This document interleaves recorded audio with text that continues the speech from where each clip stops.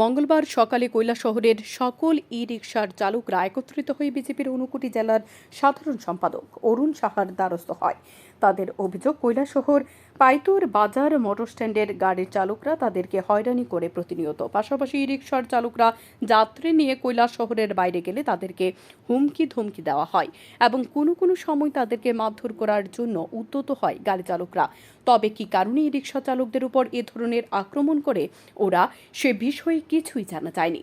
রিকশা চালকরা একত্রিত হয়ে বিজেপির ঊনকোটি জেলার সাধারণ সম্পাদক অরুণ সাহার বাড়িতে যান। ওনারা এসে দীর্ঘ সময় অরুণ সাহার সাথে আলাপ আলোচনা করেন। এই বিজেপি নেতা আশ্বস্ত করেন দুদিনের মধ্যে সমস্যার সমাধান করা হবে। ওনার আশ্বাস পেয়ে ফিরে আসেন ই রিকশা চালকরা। এক্ষুনি ওই রিক্সার যে ড্রাইভার, অনেক ড্রাইভাররা এসেছিল আমার ঘরে, তো তাদের সাথে বিএমএস এর ড্রাইভারদের কি হয়েছে আমিও বললাম না, তো তাদের মুখ থেকে শুনলাম তাদেরকে এর আগে বিএমএস এর ড্রাইভাররা, মোটর শ্রমিক ড্রাইভাররা যেতে দিচ্ছে না। তো আমি সাথে সাথে বিএমএস এর ড্রাইভারদের সাথে যোগাযোগ করার পরে তারা বললো না, এরকম কোনো ঘটনা ঘটেনি।